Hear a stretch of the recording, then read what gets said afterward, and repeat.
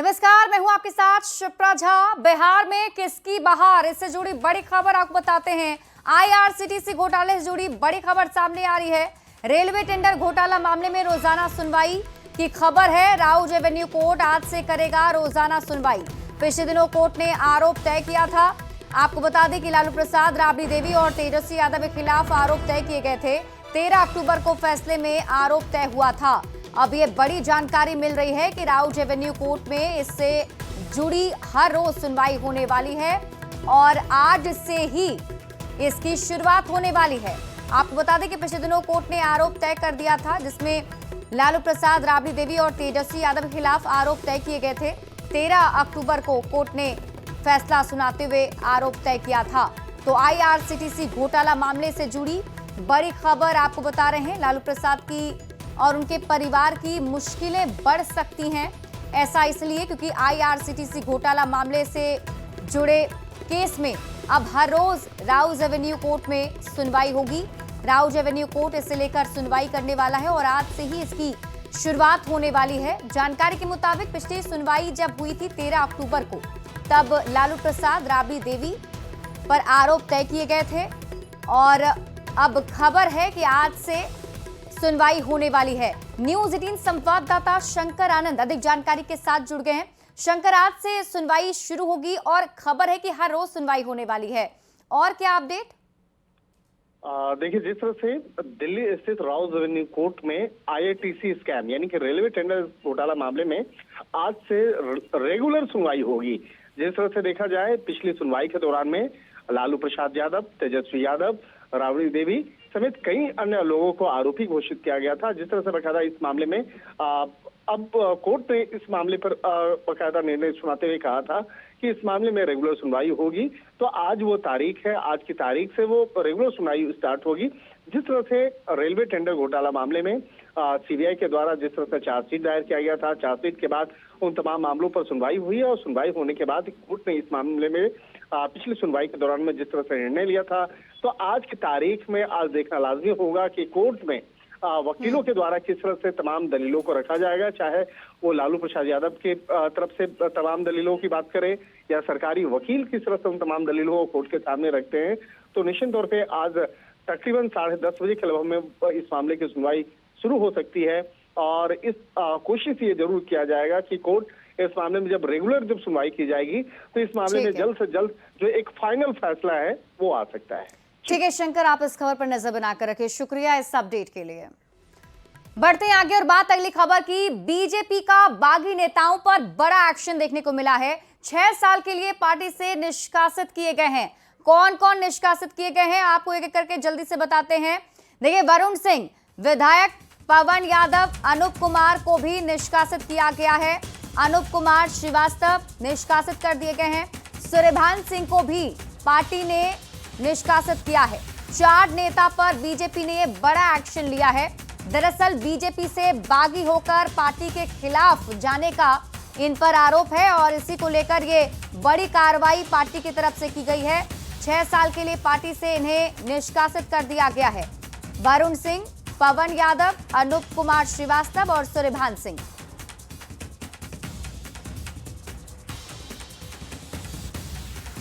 तेजस्वी यादव ने press conference कर जनता से 20 महीने मांगे हैं और तेजस्वी यादव की इस अपील पर चिराग पासवान ने तंज कसा है। चिराग पासवान ने कहा कि आरजेडी को जनता 20 मिनट भी नहीं देने जा रही है, क्योंकि जनता उस दौर को जानती है जब बिहार में लूट, अपहरण और हत्या सरेआम होता था।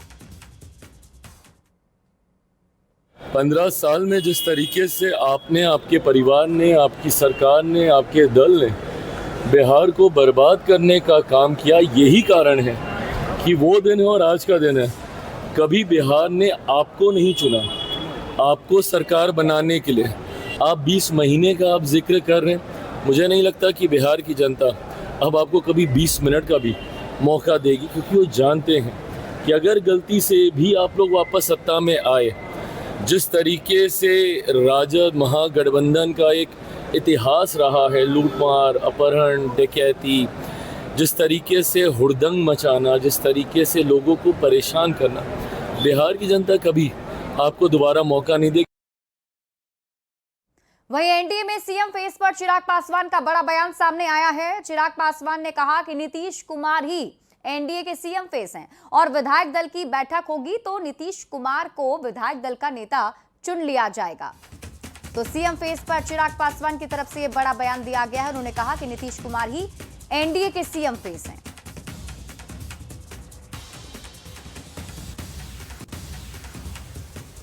आपके विरोधी आरोप लगा रहे हैं कि तेजस्वी यादव तो सीएम के चेहरा हो गया, लेकिन आपके तरफ से क्लियर नहीं हो पाया अभी तक। नीतीश कुमार जी है ना, डन। और कितना क्लियर करना बताइए।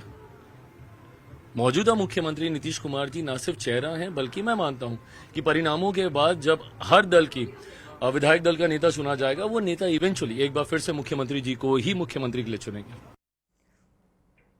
वहीं केंद्रीय मंत्री और बिहार बीजेपी चुनाव प्रभारी धर्मेंद्र प्रधान ने दावा किया है कि एनडीए ने रफ्तार पकड़ ली है। प्रधानमंत्री मोदी और मुख्यमंत्री नीतीश कुमार के नेतृत्व में जनता के लिए हमारी सेवा निरंतर जारी है। उन्होंने बिहार की तस्वीर बदलने का दावा किया और भरोसा भी जताया है कि इस बार भी बिहार की जनता एनडीए पर अपना भरोसा जताएगी।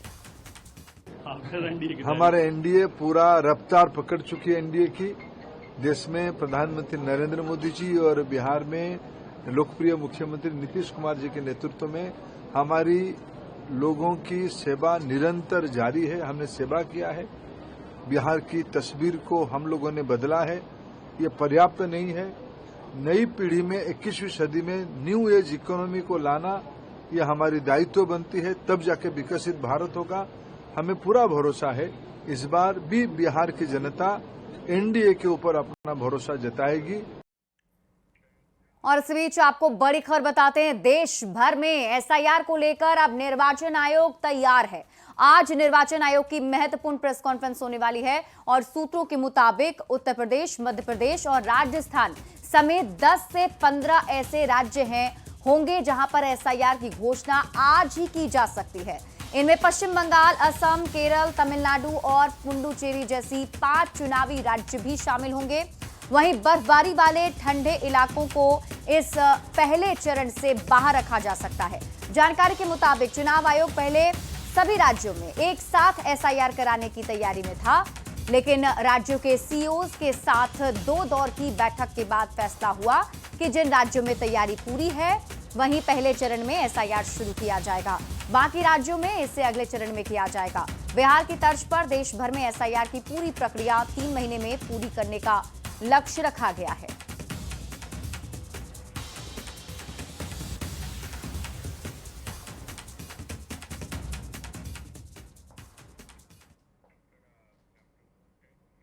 पार्टी और परिवार से अलग थलग पड़ने के बाद चुनाव मैदान में अकेले अपने दम पर अलग पार्टी बनाकर उतरे तेज प्रताप यादव ने न्यूज 18 से बातचीत में कई मुद्दों पर बेबाकी से अपनी बात रखी है।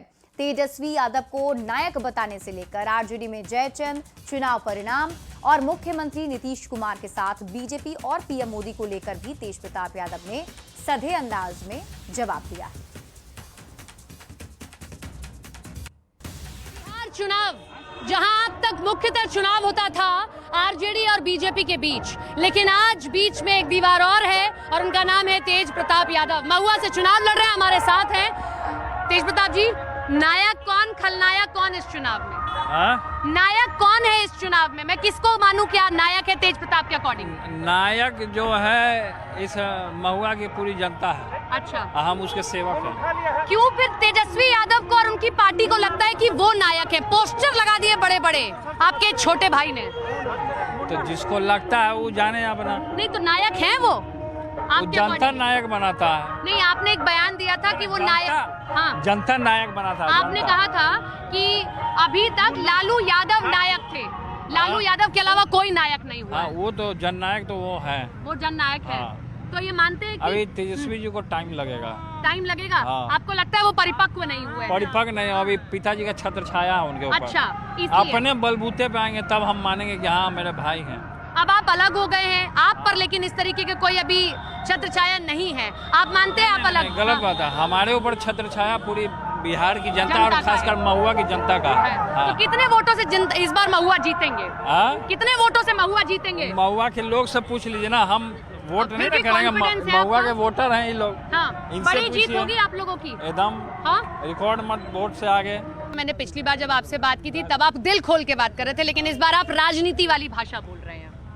देखिए, तो हम तो बिजनेस वाला भाषा बोल नहीं सकते हैं। हाँ, अब आप राजनीति वाला तो राजनीति वाला भाषा बोलेंगे। हाँ, कि एकदम आप नाप तोड़ के जवाब दे रहे हैं। महुआ में 2 जोड़ी अभी फेमस है, हाँ। कृष्ण की या बलराम की। हाँ। बलराम के भूमिका में सत्येंद्र जी हैं यहाँ सामने, और कृष्ण के भूमिका में हम हैं यहाँ। अच्छा, पप्पू यादव से मेरी बात हुई, उन्होंने कहा कि आरजेडी अब वो आरजेडी नहीं है क्योंकि वहां पर हरियाणा से आए एक व्यक्ति ने कब्जा किया, संजय यादव ने कब्जा किया। मानते हैं ऐसा है? पप्पू यादव तो सही बात बोल रहे हैं। संजय यादव ने कब्जा किया है? पप्पू यादव ने सही बात किया है। हाँ। पप्पू यादव जी ने जो बात कहा जयचंदों के बारे में, तो सही बात कहा है। जयचंद है वो? हम जयचंद ही बोलते हैं, हम नाम तो लेते नहीं हैं। हाँ। क्योंकि नाम लेंगे तो कीचड़ हमारे छींटे पे पड़ता है ना, इसलिए मैं नाम नहीं लेता। इस बार आप अपने आप को एक बड़ा प्रबल दावेदार तौर पे मान रहे हैं और रख भी रहे हैं। जब हम बिहार की राजनीति की बात करते हैं तो आपको उस तरीके से रखा जाता है। मानते हैं कि लालू के असली उत्तराधिकारी आप ही हैं, तेजस्वी नहीं?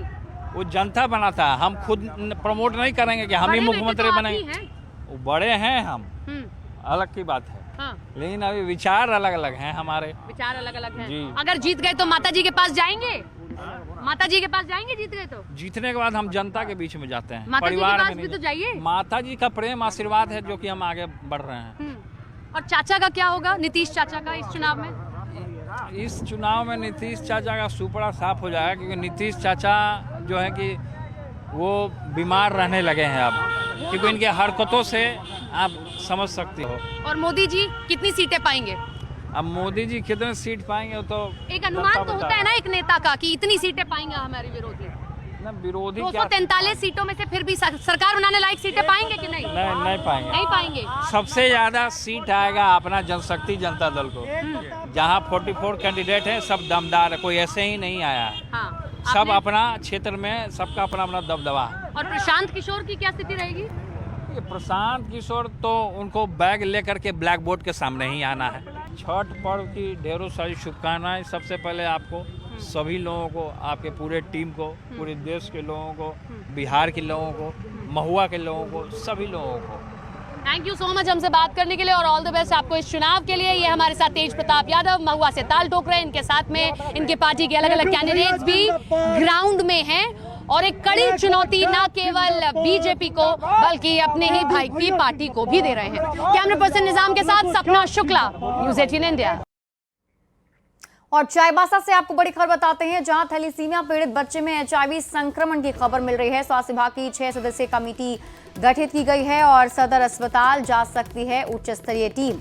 विशेष सचिव नेहा की अध्यक्षता में कमेटी बनाई गई है और इस कमेटी की तरफ से जांच किया जाना है। रिपोर्ट 7 दिनों के अंदर सबमिट करने के निर्देश दिए गए हैं। तो बड़ी खबर आपको बता रहे हैं, बड़ी जानकारी मिल रही है चाईबासा से। थैलीसीमिया पीड़ित बच्चे में HIV संक्रमण की खबर है। स्वास्थ्य विभाग की 6 सदस्यीय कमेटी गठित की गई है जो अब सदर अस्पताल जा सकती है। विशेष सचिव नेहा की अध्यक्षता में कमेटी बनाई गई है। तो बच्चों की जिंदगी से खिलवाड़ का ये पूरा मामला है। दरअसल बताया जा रहा है कि थैलीसीमिया पीड़ित जो बच्चे थे उनमें HIV संक्रमण की खबर मिल रही है। स्वास्थ्य विभाग की 6 सदस्यीय कमेटी गठित की गई है। थैलीसीमिया पीड़ित बच्चों में HIV अब तक 7 बच्चों में संक्रमण मिला है। बड़ी खबर बता रहे हैं, देखिए संख्या जो है वो बढ़ गई है, 7 बच्चों में संक्रमण। और अब खबर ये मिल रही है कि एक टीम गठित की गई है 6 सदस्यीय, जो उच्च स्तरीय टीम सदर अस्पताल जाकर जांच पड़ताल करेगी। रिपोर्ट को भी सौंपना है 7 दिनों के अंदर। दरअसल HIV संक्रमित का खून चढ़ाने का आरोप सदर अस्पताल पर लगा है। मामले में झारखंड हाईकोर्ट ने भी संज्ञान लिया है और झारखंड हाईकोर्ट की तरफ से भी संज्ञान लेते हुए निर्देश जारी किए गए हैं। अब तक 7 बच्चे में HIV संक्रमण की खबर है। सीएम हेमंत सोरेन ने पहले इस मामले पर संज्ञान लिया था।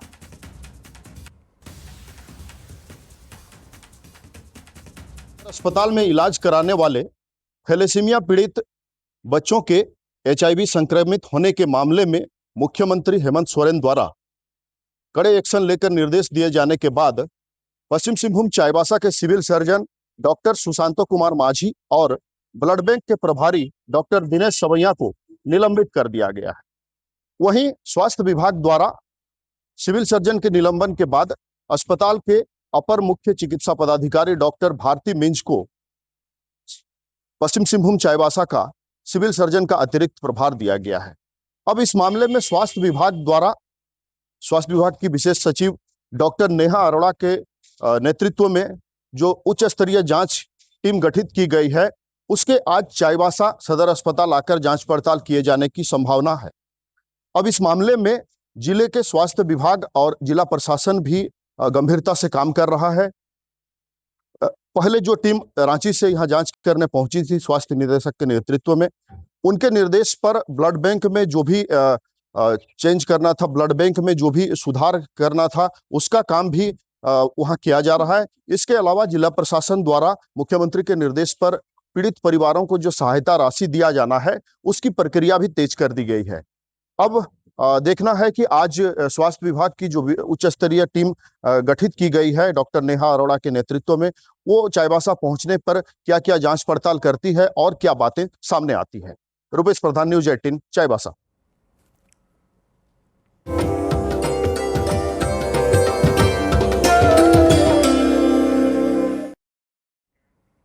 सूर्य उपासना ही छठ है, सूर्य की आराधना ही छठ है, सूर्य की पहली और अंतिम किरण को अर्पित अर्घ ही छठ है, सूर्य षष्ठी व्रत ही छठ है।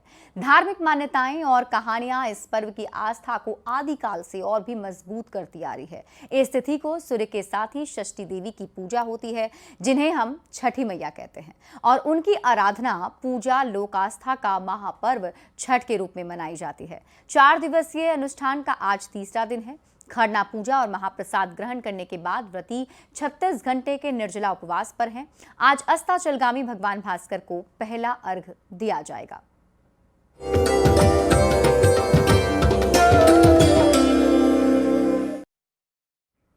तो आज अस्ताचलगामी भगवान भास्कर को पहला अर्घ दिया जाएगा, जिसकी तैयारी में व्रती जुटे हुए हैं। अर्घ में ठेकुआ का सबसे ज्यादा महत्व होता है, लिहाजा कल की खरना पूजा के बाद ही पूरी शुद्धता और पवित्रता के साथ व्रती और घर के सभी सदस्य प्रसाद बनाने में सहयोग कर रहे हैं। शाम को नदी, तालाब या पवित्र घाट पर अर्घ दिया जाएगा। छठी मैया दर्शन दीना पारे, सूरजमाला भेट लीना हमार, मांगू मांगू। तो देखिए, पर्व की तैयारी तो चल ही रही है और आपको अब हम सीधे तस्वीर भी दिखाते हैं। न्यूज 18 बिहार झारखंड पर आप खास तस्वीर देखेंगे। राजवंशी नगर से संवाददाता शैलेंद्र हमारे साथ लाइव जुड़े हुए हैं और जिला स्कूल फल मंडी रांची से गौरव झा हमारे साथ लाइव जुड़े हुए हैं। सबसे पहले हम चलते हैं शैलेंद्र के पास। शैलेंद्र, क्या कुछ छठ की दिख रही है? वैसे तो मुझे पता है कि पूरा भक्ति में माहौल और हर जगह छठ के गीत नजर आ रहे होंगे, लेकिन आप क्या महसूस कर पा रहे हैं?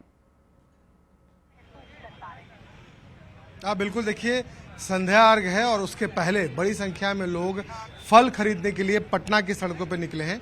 ये कोई फल मंडी नहीं है, बल्कि छठ पूजा के दौरान अस्थायी रूप से यहाँ पर फल मंडी ये बनता है। यहाँ पर सैकड़ों की तादाद में लोग आते हैं और तमाम पटना में जहाँ भी आप जाएंगे, तमाम जो फल बाजार हैं उसमें इसी तरीके की तस्वीर आपको दिखाई देगी, क्योंकि आप संध्या अर्घ के दिन अमूमन ज़्यादातर लोग जो हैं वो फल खरीदने निकलते हैं। और यहाँ भी देखिए बड़ी संख्या में यहाँ पर लोग हैं। हमारे साथ एक शख्स मौजूद है जो हर साल यूएस से आते हैं यहाँ छठ करने। क्या नाम है आपका? मेरा डॉक्टर विनय प्रकाश पांडे। आप कहाँ से आए हैं इस बार? अभी तो हम यूके बेलफास्ट से है, लेकिन हम लोग हर बार कोशिश करते हैं कि जब छठ पूजा हो तो किधर भी रहे, लेकिन छठ में पटना जरूर आना है। तो उसी हिसाब से हम लोग अपना प्रोग्राम जब से छठ का सुनते हैं कि हाँ इतना तारीख को है, उसी हिसाब से अपना प्रोग्राम हम लोग सेट कर लेते हैं, ताकि छठ में हम यहाँ खरना के दिन किसी भी हालत में जरूर रहे। हर साल छठ पूजा में आते हैं यूएस? हर साल छठ पूजा में हम लोग यहाँ पे रहते हैं। तो बिल्कुल देखिए छठ पूजा की महानता है और इसी पूजा में लोग बिल्कुल शैलेंद्र, और यही वजह है कि अपने घरों में खींचे चले आते हैं। इस पर्व में अपने घर को जरूर लौटते हैं और साथ में मिलकर पर्व सेलिब्रेट करते हैं। रांची से गौरव भी हमारे साथ जुड़े हुए हैं। गौरव, किस तरीके की तैयारी वहां दिख रही है? क्या खरीदारी चल रही है व्रतियों की? बिल्कुल सिब्रा, हम आपको बता दें कि ये फल मंडी है और सबसे पहले आप तस्वीरें देखिए कि किस तरीके से बाजार जो है वो सज चुका है। लगातार जो व्रती हैं, जो उनके घर के लोग हैं, वो यहाँ खरीदारी करने के लिए आ रहे हैं। बाजारों में किस तरह की कीमत है, क्या कुछ है, इस पर भी हम बातचीत करेंगे। हमारे साथ खरीदार हैं। कैसा है बाजार, कैसा है राजेश जी? बाजार तो ठीक है, थोड़ा महंगा है लेकिन फिर भी ठीक है। मतलब सेब मतलब आम रेट से महंगा है या नहीं, आम रेट से महंगा है, थोड़ा महंगा है। बिल्कुल बाजार थोड़ा महंगा है और इसी वजह से इधर भी तस्वीरें आप देखिए कि किस तरीके से बाजार जो है वो पूरा सजा हुआ है। बाजारों में लगातार सुबह से ही लोगों को पहुंचने का सिलसिला शुरू है। केला जिसका एक खास महत्व और केले के खाने का खास महत्व, इस वजह से आप देखेंगे कि बाजारों में केला खरीदारी रखे। वापस भी आपके पास आएंगे। इस बीच दर्शकों को बता दें कि लोक आस्था का महापर्व छठ अब लोकल नहीं बल्कि ग्लोबल हो चुका है। देखिए बिहार के लोग जहां भी रह रहे हैं वे आज भी अपनी जड़ से वैसे ही जुड़े हुए हैं और अपनी संस्कृति को लेकर चल रहे हैं। आयरलैंड में रह रहे बिहार के लोग पूरी आस्था के साथ छठ महापर्व मना रहे हैं। आयरलैंड में बिहार झारखंड एसोसिएशन की सदस्य निहारिका ने खरना पूजा की तस्वीरें साझा की हैं।